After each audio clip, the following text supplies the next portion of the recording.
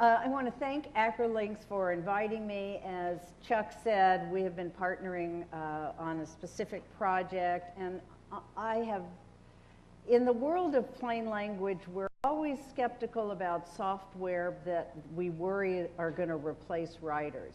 And one of the things I realized working with Acrolinks is what a wonderful tool to make writers' lives easier and to make strategy more apparent within a company. So thanks to them. I also have a couple little disclaimers. First of all, I'm not in content strategy and content marketing per se. I'm not one of you. So, but content and how it's created and the clarity of it is what's really important to me. In my former life, I was a professor of technical communication.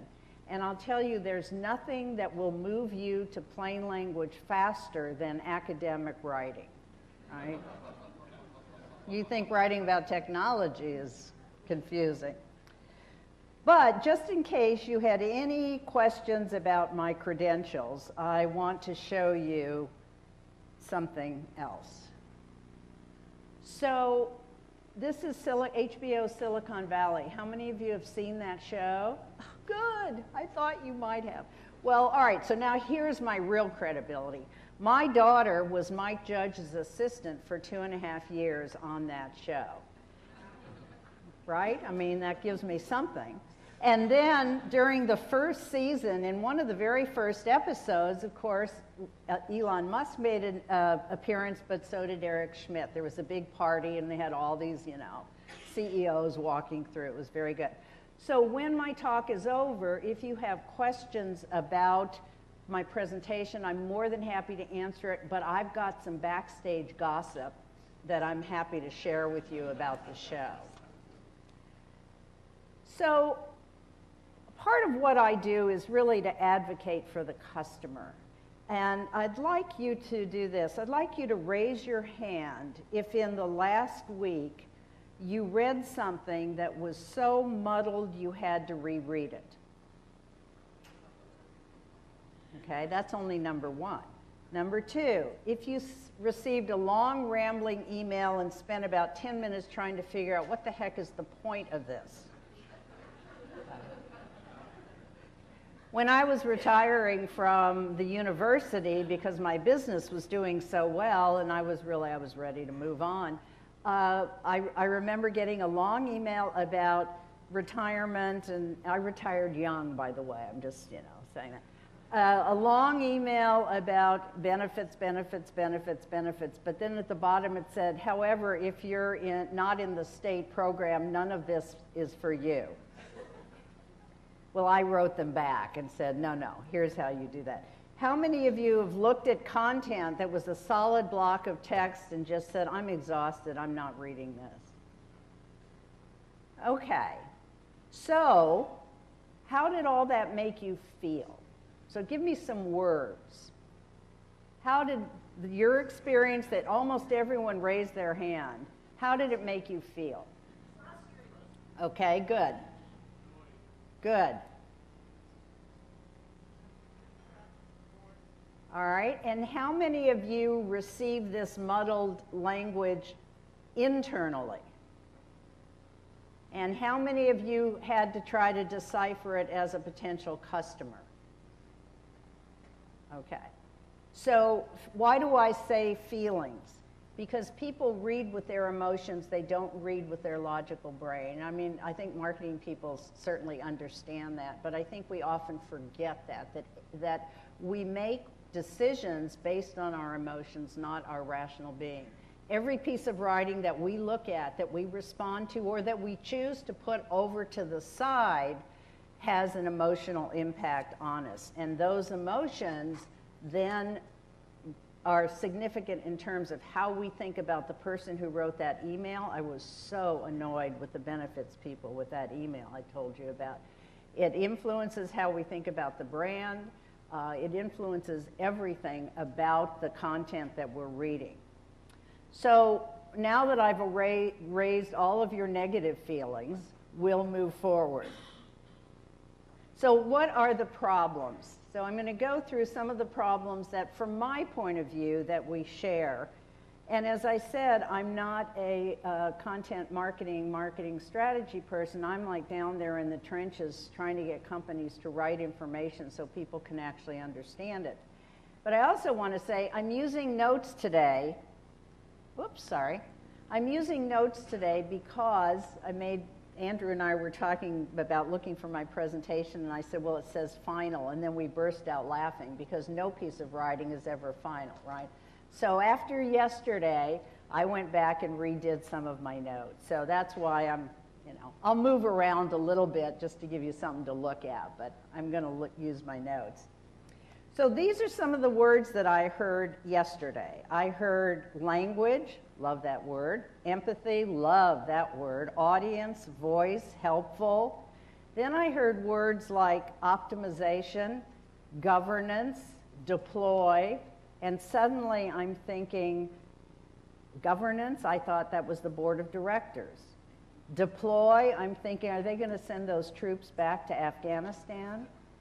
So there I was as somebody who's involved in plain language trying to understand the language that you all were speaking to each other. So that's why I'm in plain language. So let's get to some of the actual problems. A study was done of 400 companies that had more than 100,000 employees. So raise your hand if you work for a company that has more than 100,000 employees. Okay, I figured that this would be the right crowd. So here's what they discovered from just these 400 companies, that almost $400 billion is wasted in time annually from people this was internal communication, trying to understand the information that they were getting on those emails, et cetera, on the reports, on proposals, all kinds of written communication. Another study, and I'm happy at some point, I didn't want to load this up with footnotes, but I'm happy that was the academic part of me, so I threw that away. But another study in terms of external communication, $62.4 million are lost annually average because of poor external communication. So if you write something to a customer and they don't understand it, here's what can happen. Unnecessary support calls, right? Your support service center is inundated with calls from people who don't understand the written information they're asked to make decisions about. Poorly filled in forms and applications that you have to send back because they weren't done appropriately, or online. You know, we get the error message, something's missing. Sometimes it's missing because we didn't understand what we were supposed to fill in. Manuals, reports, specifications that are hard for customers to understand. Ineffective letters, and I'm going to do a case study on that soon. And the final study I wanted to show you was that the average worker wastes about $26,000 a year in time spent trying to understand internal information, and then also as a customer trying to understand external communication. So it's not just the fact that we live in an environment where content can be confusing. How many of you edit other people's writing? God, you people are my group. You really are. All right, so let me show you a little bit of math here. So let's say that each of you waste, and I think this is probably a small number, an hour a day editing other people's work. How many of you would say that you spend at least an hour a day? How many of you spend up to 3 hours a day? 5 hours? Is this your entire job? Is all you? Okay. All right. So wasted hours. This is a conservative estimate. And then let's say in your company you have 5 managers that are just even wasting an hour a day. And by wasting, I mean editing work that the writer should have done him or herself, but you've set up a system in which it is not to their advantage to make everything the way it should be, because they know you'll catch all the problems, right? It's kind of like student behavior, right? If you think your teacher is going to edit your paper for you, why would you spend a lot of time writing it? So anyway, let's say there's 6 managers. Now so there we have 30 hours of wasted time, and let's say the hourly wage is $50 an hour, and then let's say 46 weeks a year, and then so you're spending $75,000 just on 1 hour a week of wasted time editing work that should have probably been better written to begin with. And this is a great website, which I think I have time. Well, I'll tell you what, if we have time later, we can go back. But you don't need the calculator part. Rewriteforchange.com, and it will calculate for you what I just did up there. So if you need to make an argument for wasted hours and what it's costing in terms of editing, and I had a recent conversation with the CEO of a company in Washington, and they write proposals for enormous jobs for the government. You know, we're talking hundreds of millions of dollars. And he spends his time rewriting all of these proposals. And so we talked about how much of his time is really wasted because the writers should have been able to write it, you know, sufficiently to begin with. So next question. How many of you are involved in translations? Okay. You people do everything. Everything I've asked. All right, so a wonderful content person, Marcia Reifer, I don't think Reifer, but it's California, I could say Reifer. Marcia Reifer Johnson came up with this great way to figure out translation costs. So let's say that the before is what had been written, and it's 54 words. And then after, a great plain language person would have said, no, we don't need, they're not getting to the point, and really all they want to say is why the resistance to innovative content brainstorming, coders do it. Reduced down to 10 words. So the cost of translation for this, the original, if you were going to translate it into 25 languages, and I think it was Laura Bellamy or someone yesterday said that they translate whatever their content is into 23 languages. So you're not just talking translating from English to Spanish. It's obviously a wide range. And if you were going to have information that was long enough that it would be, you know, a Harry Potter novel, which really just means 700 pages. So remember when everyone said kids wouldn't read 700 pages? Well, ha-ha. That cost would be $3.375 million to make those translations. If, on the other hand, we had first reduced it by using plain language principles, decreasing wordiness and using the active voice as Andrew had referred to yesterday, and gotten to the point and thought about, and here's the way I approach writing, tell readers what they need to know, not what you want to tell them. Tell readers what they need to know, not what you want to tell them, because often what you want to tell them, especially if the writing is being done by the SMEs, no offense, but I'm just saying, experts like to tell you a lot. But the reader, the customer, the consumer often does not need that much information. So the cost then, down to 10 words, was a little over $600,000. So there's a savings of $2.7 million in actual dollars spent. This is not wasted time. This is actual dollars spent. So one of the things I do with clients is to say, let's first write this in plain language, or let's first translate it, in quotes, translate it from English to plain language, and that will decrease those costs.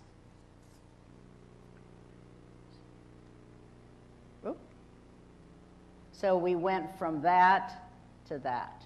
And this is a real example. So this isn't just, made up, but this is how she can calculate costs of translations.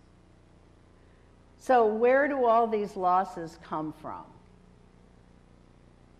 So the company Rewrite that I mentioned earlier in New Zealand came up with a phrase I like, consequence costs, right? It does. So what are the consequences? So obviously, how many of you are still printing things on paper? Oh, hardly anyone. Okay, well, some.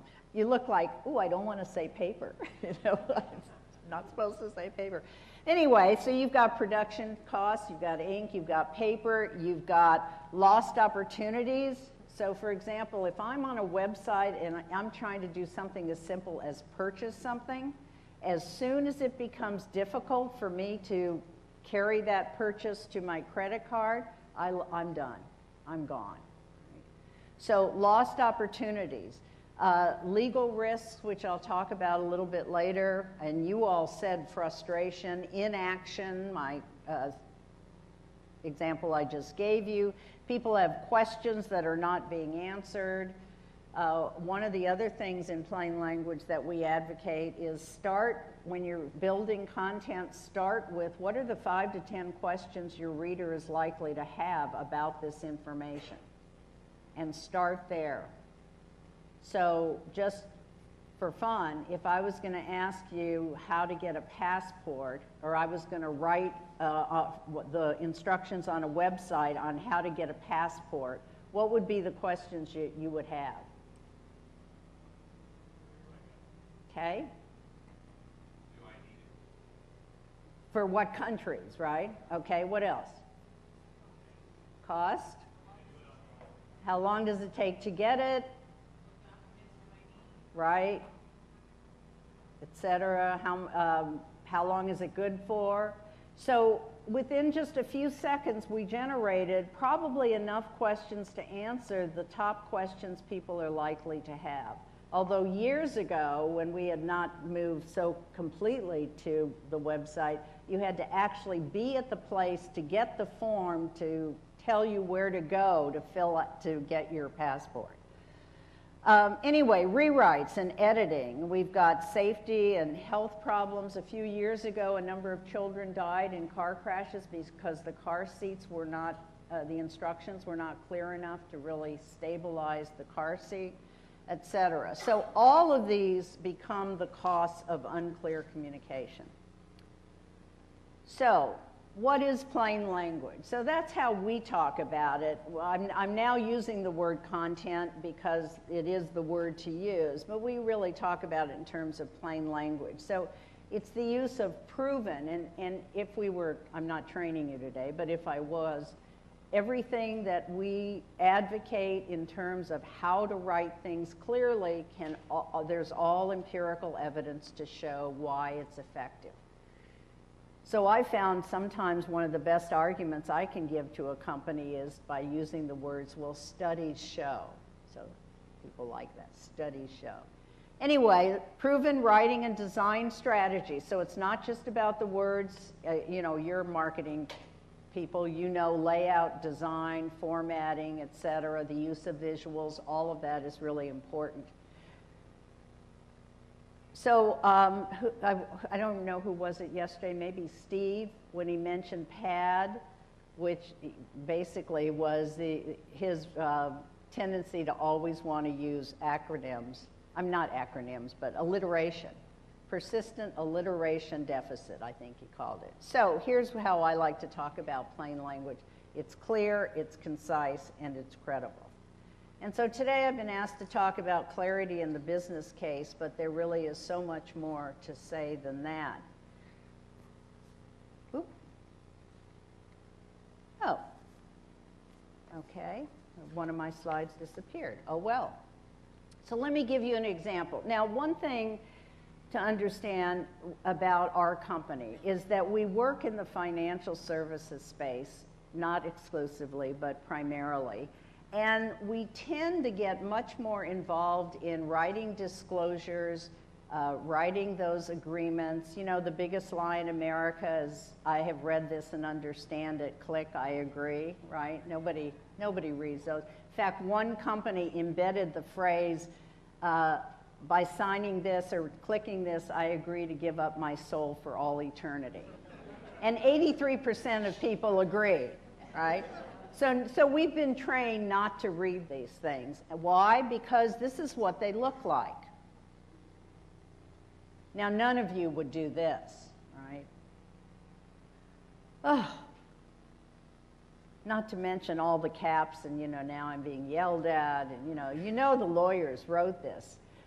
And why do I think these things are important for marketing people? Because every contact I have with content, whether it's marketing content or legal content or disclosures of any kind, also affects my emotional response to the company and my ability just simply to understand. So if we took this information, a plain language person would probably rewrite it like this. So what does the agreement do? Here are the three elements. It sets out this. It begins at a certain point and replaces prior agreements. Why should I read this and then sign it? Only if you're of legal age and you clearly understand and accept all the terms. And I actually had an attorney look at it. And he said, I think we can tweak that a little bit, but I think we could get by with something like that. And so then I'm going, all right, my work will never be done. So another example.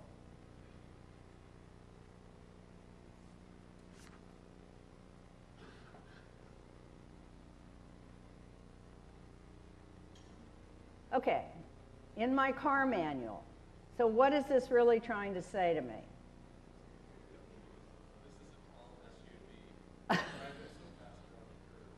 Yes, they do flip over, yeah. So what do we do? So to me, that's blah, blah, right? I mean, oh my God. And if you haven't seen the Liberty Mutual commercial of the woman talking about the legal contract and the insurance, and she just goes in blah, blah, blah, blah, blah. It's just very funny. So this is that's what that says, right? This is what that says. Much more likely to be looked at, to be read, etc. So, okay, that was the slide that I missed before. So here's an argument I get sometimes from people, which is they say to me, well, writing simply, and they don't say clearly, but they say writing simply is just kind of dumbing down. And in fact, my husband, who's my greatest supporter, and we laugh about this now, but at the time I was involved with working with one of the big banks, and I was, having a difficult time translating something, and he said, well, don't worry about it, just dumb it down. Now this is my husband. I said, grounds for divorce. Because writing simply is never dumbing down, right? No one ever complained that information was too easy to understand, right? Anybody call you up and say, listen, this marketing material, I even understood the footnotes. What's wrong with you people? Doesn't happen. It's not dumbing down, it's wising up, right? We don't have the time, the energy, or the attention span. As someone yesterday, I had a slide similar, but, took it out. The goldfish thing, right? We don't have any attention span. And last night at the museum, several of us were talking about how we'll be watching something on television on Hulu, and within 10 minutes, we click off, go check our email, and maybe look at Facebook, and then come back to the TV. We can't even watch TV for more than 10 minutes at a time. So the simpler the information, the more clear it is to the reader, the more it answers the reader's questions, the more likely they are to get a positive feeling about your company and to be able to transact business with you. And again, another study shows that content written in clear, plain language principles is faster to read, is more likely to be read, it's easier to comply, and we work a lot in compliance, is strongly preferred. I mean, just that paragraph versus that great visual, I mean, who wouldn't prefer the visual? Less likely to cause mistakes, so clarity leads to fewer mistakes. Customers have fewer questions, which means they don't call in. It decreases the likelihood of litigation and obviously time and money. So here's what the media has been saying. This was very, I had a great time, and I'm going to be working, I'm on a, oh, this is fun. I'm on the Institute for Fiduciary Standards in Washington. Doesn't that sound exciting? So you can say optimization, but I'm going to say fiduciary. But anyway, the Wall Street Journal just had an article about why it pays to write shareholder reports well and what that means in terms of investment and money. Or Forbes, simple language is always more effective. Or even Wired, talking about eliminating jargon. So we have situations in which the media is responding to this need for clarity. So now I've gotten to the business case. So does anyone have any questions up until this point? Comments? Anyone want to complain about something they've read? All right, well, we'll keep going. So the business case, I'm going to look at 5 elements. Profit, both bleeding profit and gaining profit. Wasted time, what it does to your reputation. Customer experience was another term I heard a lot yesterday, and really that goes right to my heart. Because who are we if we don't have customers? And if we don't have customers who get at least some sense of ease out of purchasing our products or reading our material, then why are we doing this? And then the legal aspects that surround it. So I have permission from this company, so I'm going to talk a little bit about a case study. Again, I know it's a financial services, and I know there are only a few of you that are in that space, but everything that I'm going to talk about in this case study is applicable to any sector, any environment you're in. So when I was a professor, TIAA-CREF had my money. They still have a lot of my money, okay? They came to me because they had written a letter and they sent it to people who are nearing retirement, which, looking out in this room, there are not too many of you nearing 70 and a half. But they sent the letter out, and the letter started, the opening sentence. Now, the purpose of this letter was to get customers to call in because TIAA wanted to help them, because at a certain age, you have to take a minimum amount of money from your IRA. So the letter started out in bold, underline, according to the IRS, if you do not take a minimum distribution option from your IRA, you will face severe penalties. Well, they got 10,000 phone calls the first week, and the phone calls were from people who were scared, and many of whom didn't bother. I wouldn't read the rest. I would be like, oh my God, pick up the phone. What is going on here? And then they were dealing, their primary clients are professors and scientists and doctors, and you know, the kind of people who like to think they know everything, right? But they didn't understand what this was all about. And even when it said minimum distribution option, how many of you know what that is? Okay, well, some of us are getting there. They thought they had an option to take the money or not, but it means is you have several ways, but you still have to take it. So 10,000 phone calls. So what did we do? So we did some user testing. We did one-on-one interviews with professors, giving them this letter. And I'm telling you, if you're into body language as a way to understand your customers, these people were sweating up a storm. We would have, you know, because again, professors like to think they know everything. So, I mean, we would have people like doing things like this, and you know, one person suddenly has this attack of sneezing, and you know, they're faced with a situation, and they all have PhDs. Meant nothing in terms of understanding this letter.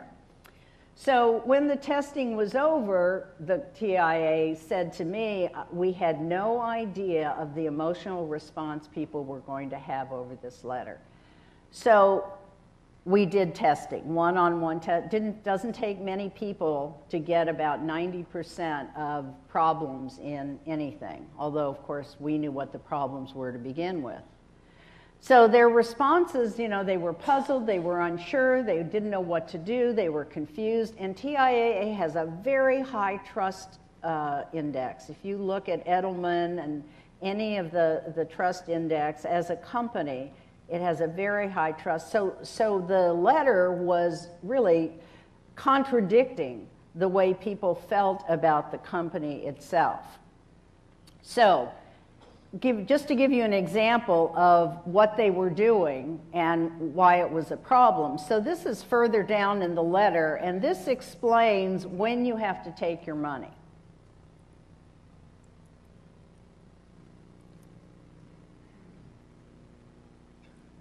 Okay, so I don't believe in torture, so you're done.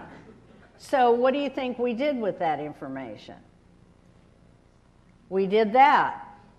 We turned it into a little simple table, right? That immediately mitigated a lot of the problems that they had, aside from redoing the opening so that they don't. We even wrote out Internal Revenue Service because somehow that seems a little less threatening than IRS in bold underline. Because they had to know they had to do it, right? So guess what happened? So the positive calls went up to about 95%. And calling in was really the goal that they had. Call in, we'll help you, we're here for you, you trust us, you know. But they didn't expect this. Now, I'm not allowed to say, well, they wouldn't tell me how much, but they said that through those phone calls, because the letter prompted people to call in a positive manner, knowing they were going to be helped, the company generated millions of new investment dollars that they had not anticipated. In fact, making money wasn't even on their radar when it came to that. That was sort of like a byproduct. So, money to be made. Other quick examples, another call center decreased negative calls by 20% because of plain language, the government form. They revised the form. Enough people filled it out correctly that they didn't spend money, again, on call-ins. A clinic revised a bill. There's a lot of work around plain language in the health industry, too. But a clinic just simply revised their bill, and they got $1 million more in payments because people understood exactly how much they owed and why. And then several years ago, FedEx redid their, one of their internal manuals and saved $400,000 in printing costs, et cetera. So what else makes the business case? Increased returns. So a new study showed, and this was the one that from the Wall Street Journal, that poorly written shareholder reports is going to hurt a share price. So if people can't understand the report, they're less likely to invest in the company. And that firms can meaningfully increase their market value by increasing the readability of their annual reports. Now, my guess is that none of you are writing annual reports, but that report is another piece of marketing, a very important piece of marketing to shareholders. So what else? Plain language and clarity builds trust and increases your reputation. So 2 studies, one from Notre Dame said that I always want to say Notre Dame, but that would mean I'd be in Paris, so I have to say Notre Dame, Notre Dame.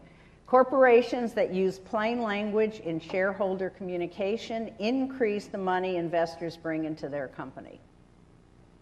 Increase the money. If I have an easy time understanding your marketing material, if I trust you, if I believe the content, if it makes sense to me, I purchase your product, I might also buy shares in Amazon or Google or eBay or whatever because I've had an experience.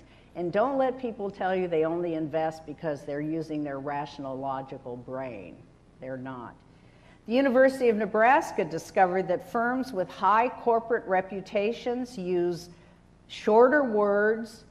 They use the same words to mean the same thing, and consistency, we talked about that yesterday, and they use more concrete words, so they have a higher reputation when they do those things than companies that do not.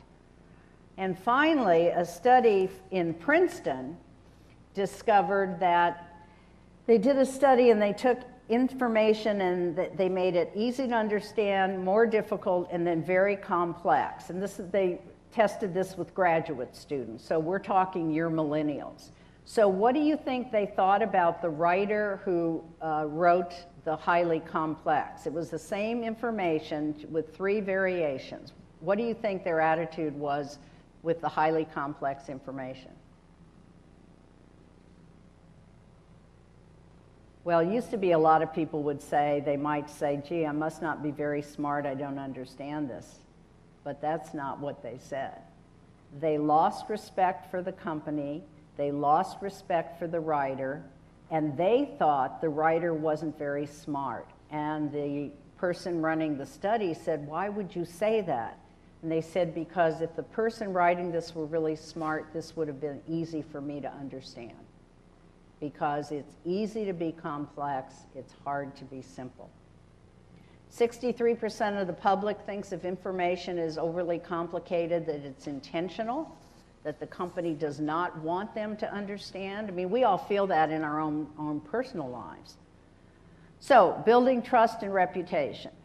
So, even though I mentioned TIAA-CREF having a high trust index, look at Vanguard. Vanguard actually initiated what they call plain talk.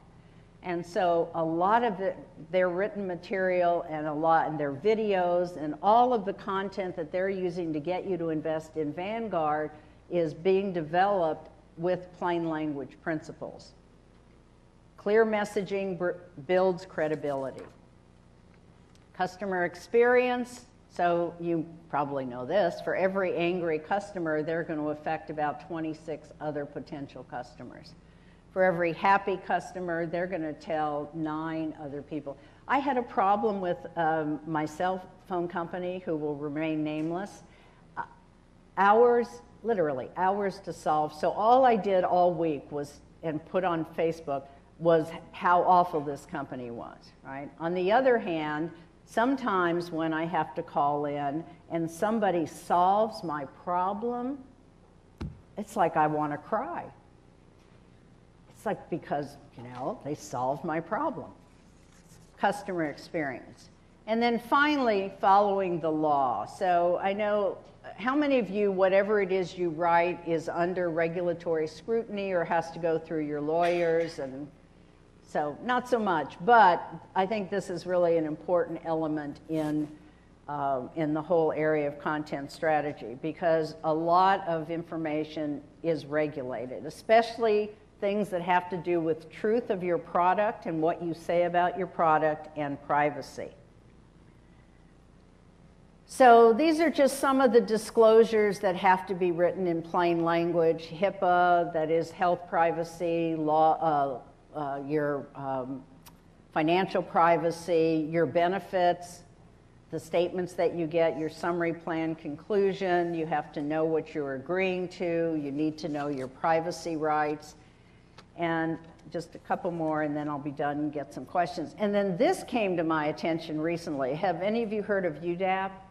Or as the woman talking to me about it said, UDAP, as they stuck another A in there, right?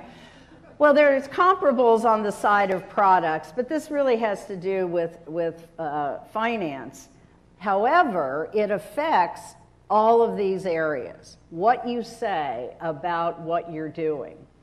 So the thing he said to me, so it was an big auto company, and he was in the finance, and so they were trying to get people to take out auto loans. And he said, I want you to come in and redo the contracts so that people can understand them. And I said, sure, I'd love to, but why at this point do you think that's so important? And he said, because I'm afraid that under UDAP, if we write things that people don't understand, we could find ourselves in a class action suit because we are being deceptive. If people can't understand the content, it is can be seen as a form of deception. So, here's the results of clarity for you and for the people that you work with.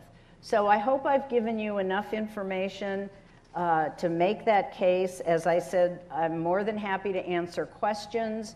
I can get you references for any of these studies. But if you really want the gossip about HBO Silicon Valley, I got some juicy things to tell you.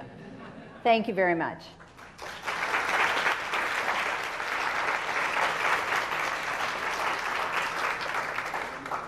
So we have time.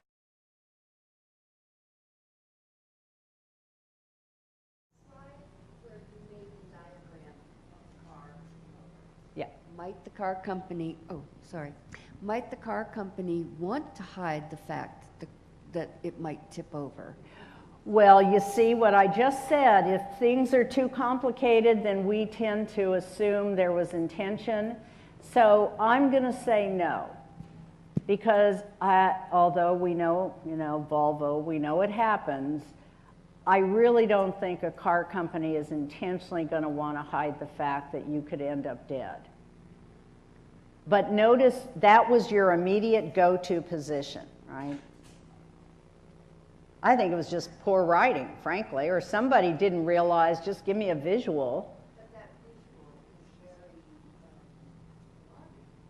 is very Yes, it is. So maybe that could be modulated a bit, but on the other hand, a warning should be a warning, right? And actually, there are car companies that do use that. So it isn't just, something that we decided ought to be done. They do use that. I think they should stick it on the inside of your windshield as a reminder, but they're not going to do that. Other questions? Yes?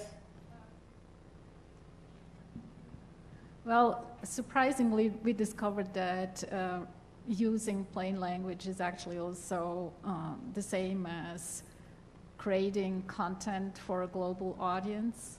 Yes. So in this context, I wanted to ask if you ever did a study with machine translation, if by using concise, precise English that you actually improved the results of machine translation? And I don't know. I can't answer that question, but I would say even if you're using machine translation, the simpler the English, my guess would be the simpler the machine translation, the simpler it would be for AI to translate that, right?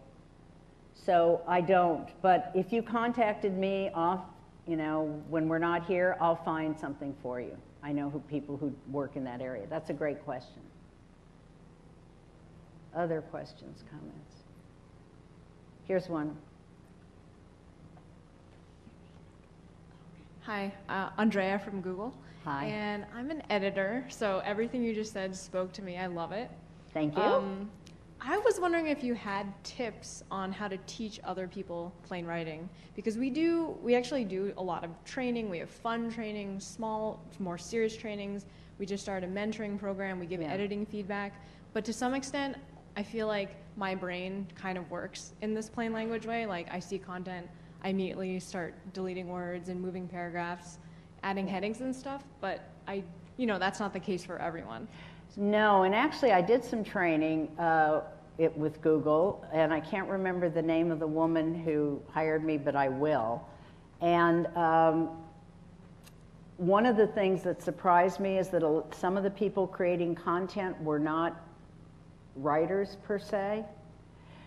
But there are ways that you can, if you can get your writers all to a plain language standard, you will find that editing takes less time, etc. But you really have to be trained, and think about, I like to use the analogy of just because you can play the piano doesn't mean you can play jazz. It takes practice with feedback over time to make people become good writers. So I would say training, which is where I think a lot of writers need to be. If everyone's trained to the same standard, not a 70-page book of guidelines, but actual practice with feedback over time, then you can raise the standards of everyone. I had a lot of fun with Google. I just took pictures everywhere and said, I'm at Google, look at this.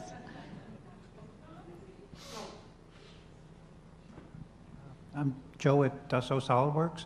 What's your take on the use of simplified technical English? Have you done any studies on that, and does it apply to the financial world?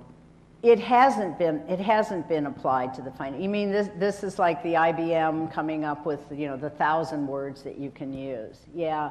Well, I have no experience in that area, and I would say if it's effective, fine.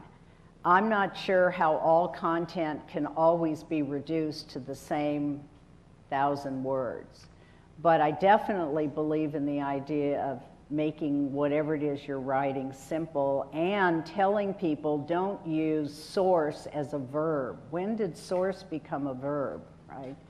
So if that's what you mean, in the technical writing field, then I think that's probably a healthy movement.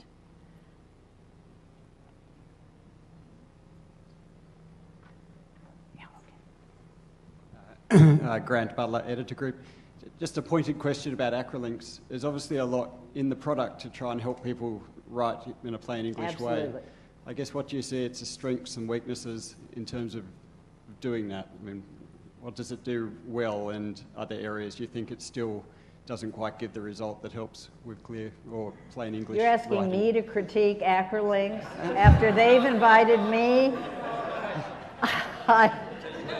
Constructive criticism.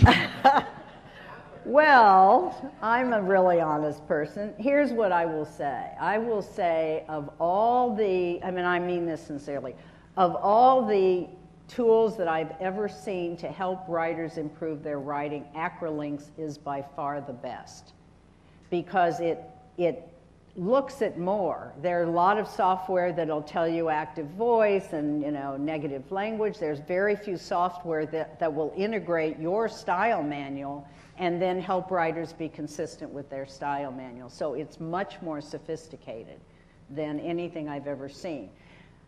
But I do have to say this, which is that it will help. I think you still need human beings who are going to think about what they're writing, right? And I don't think acrolinks is pretending to say you don't need writers. You can take anybody, run them through acrolinks, and everything will be solved. And now I'm turning it over to Andrew to get me out of this situation. Right now, okay. So, no, I think I think that's very, very true, and I think you mentioned training, and I think it's actually two things. I think I want to come back to your point, Joe, in a minute, but I think the way that acrolinks interacts with training is really interesting. So we've seen kind of two approaches. One is to train people and then use acrolinks to kind of make it sticky. So you train the people, you try to make them more thoughtful about these issues and give them skills, but it's about awareness and make them mindful about the needs to do this well. And acrolinks is then the platform that can make that more something a part of their daily lives. The other thing we see a lot, the feedback we get a lot, is that once they are mindful, you can actually think of acrolinks as kind of on-the-job training. It's actually supporting writers, especially non-writers, you mentioned this, who are not so sure about themselves in terms of creating content. And this you know, the idea of this guidance thing is to help them, you know, learn as they go. And people say to us regularly, you know, I learn how to do this better as I go along. So I think both of that, we see ourselves working together in that, and it's kind of a seamless thing. To come back to your point about STE specifically, I would say STE is good if you're writing aircraft maintenance manuals, which is what it was designed for. Anything else, it's not really fit for purpose. It's actually, you're ending up trying to kind of shoehorn your needs into this model, which wasn't built for it. So I would, unless you, I don't know, you're not, I would, you know, there are other ways of getting the same kind of effects. Sorry. Thank you. No, thank you very much for getting me out of that situation. But actually, the project that we're partnering on is exactly what Andrew said. I go in, do the initial training, get people thinking about plain language and practicing it, and then Acrolinx is supporting and carrying on with, in fact, we had a long conversation about what did I train them to do, because then that is integrated into Acrolinx as well. And they have a whole plain language thing. So I think the two work together. So this is for Andrew. Some of you know me, Mike Iantusca, IBM. I don't know about the 1,000 words. I've got about 1 million, but what fascinated me most is I really love the way Acrolinx does simplified language, provides suggestions for removing extraneous words and sentences, and says this needs to be simplified. It's not just a long sentence.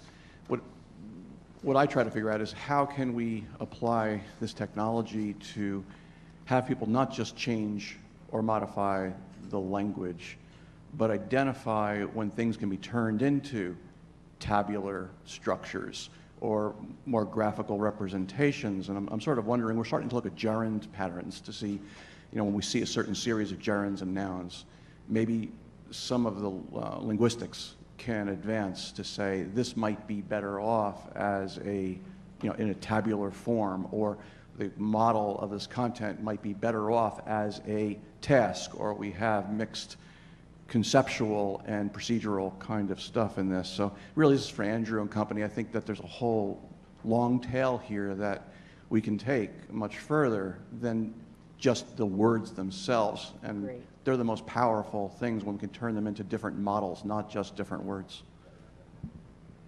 I think that's when I do the training, that's part of what I do, but it is something Acrolinx just, you know, this could be a table, for example, or a bulleted list or whatever.